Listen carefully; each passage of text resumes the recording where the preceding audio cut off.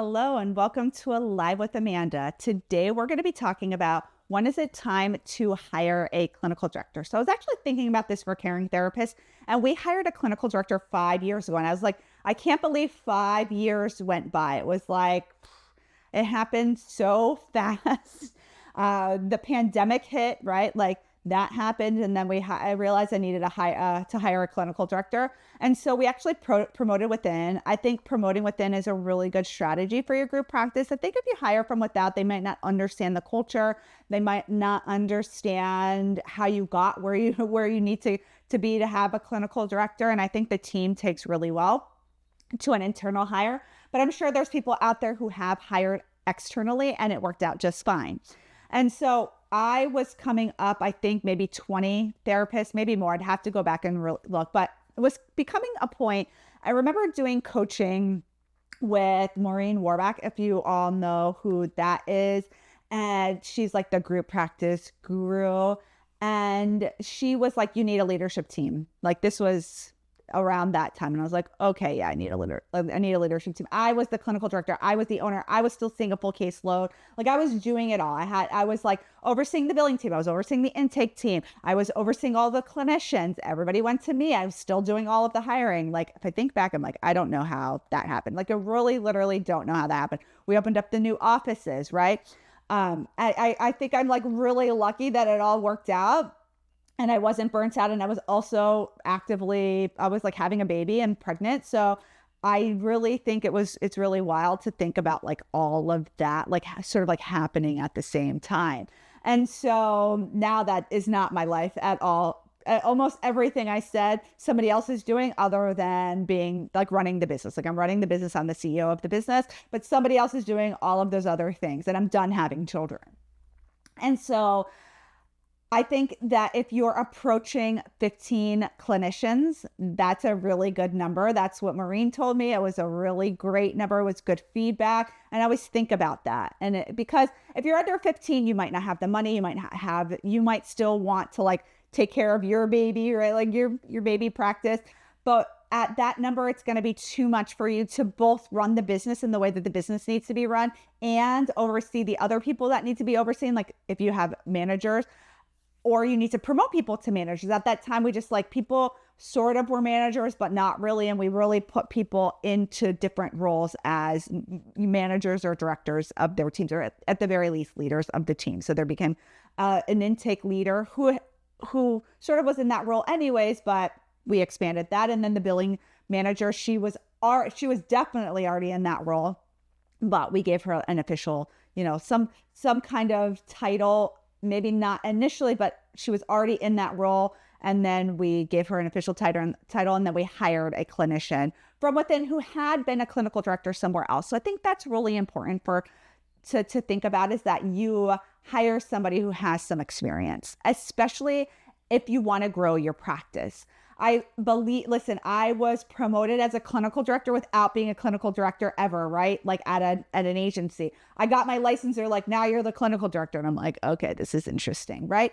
And so I think that you can absolutely do that. You can train somebody, but I also find the value in having somebody who already has that experience. And our clinical director, who now is the chief clinical officer, she was a clinical director of a treatment center. Her name is Fatima. She is wonderful. She already knew how to be a leader, right? Like she already knew policies and procedures. She knew how to have difficult conversations.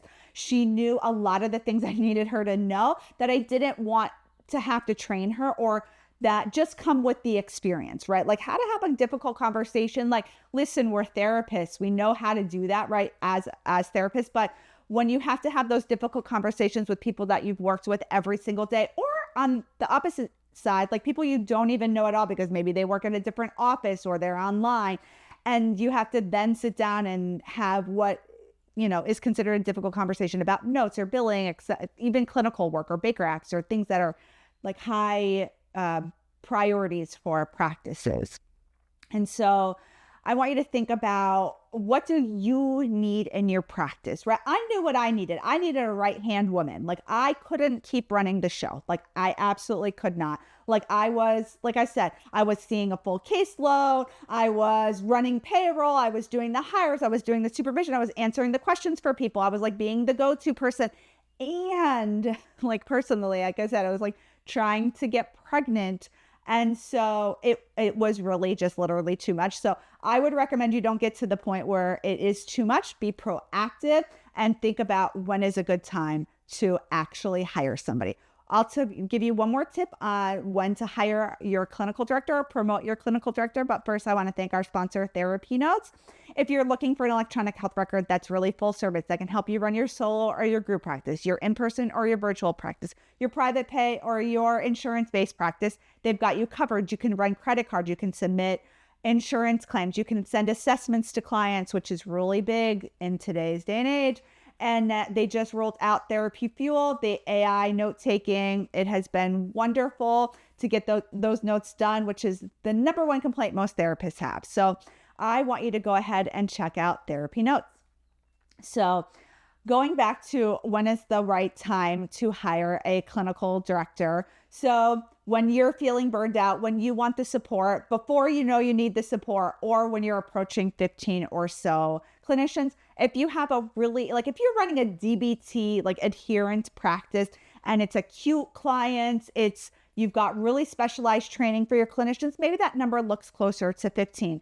I wouldn't say, like, if you're a general practice that takes insurance and, I'm trying to think like what would be like a general type of practice, like wait till 20. No, like 15, I would say is the cutoff, because when you go from 15 to 30, then you need another layer of leadership. We put in site leads and a clinical director because we had 2 locations. So, and now we have many layers. We have leads, we have a clinical director, we have a senior clinical director, and we have a chief clinical officer, and then a CEO, which is me.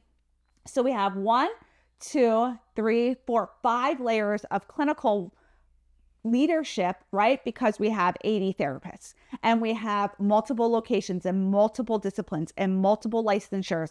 And so the more complex you get, the more layers that you need. I think this is good for us now. I don't know that we'll add another layer, but we're adding in the clinical director layer. We have a director of testing. We have now a director of hiring and training, and she's overseeing the student internship program. And so we're adding different layers to that level, but it's not this way. It's horizontal, not vertical.